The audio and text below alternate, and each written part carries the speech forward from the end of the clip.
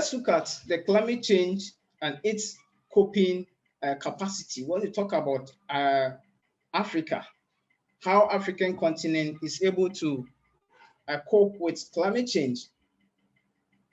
Africa lacked the coping capacity, and this could exacerbate climate-related violence, conflicts, this threaten environmental peace. The leading cause of growth in hunger is the escalating violence in war-torn countries in Africa. As I said earlier on, Africa continues to increase when we talk about less peace.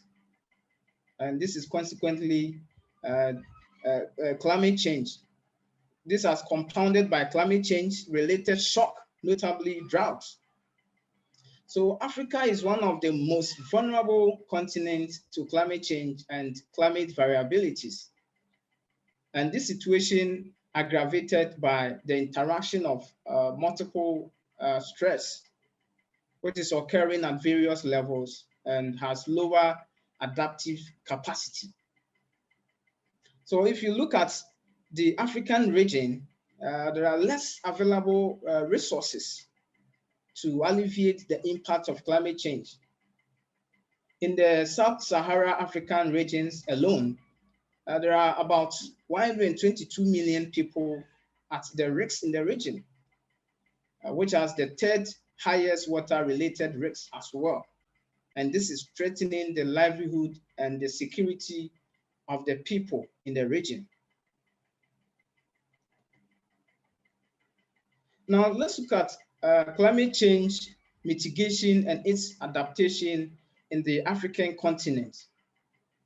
As you can see from the diagram, the clear distinction between the mitigation, adaptation, and the interrelated commonness. When it comes to tackling climate change to prevent the impact it causes in the different systems of the planet, I believe that mitigation and adaptation measures are very, very relevant. There are ranges of different things that should be done. For instance, one, African countries need to fully understand that the nature of the impacts that are currently being experienced and the future projected to be first understood. This means investing heavily in science, in climate modeling, climate predictions, so that they can be able to understand the current and future dimensions of the impacts of climate change.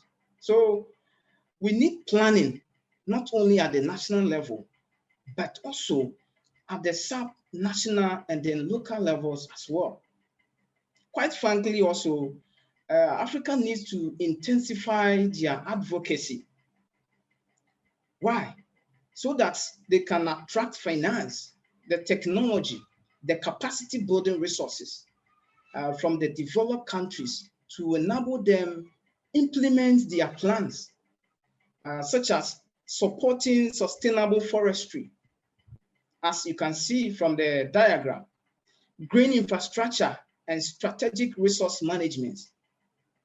These are relevant for both climate change mitigation and that of its adaptation.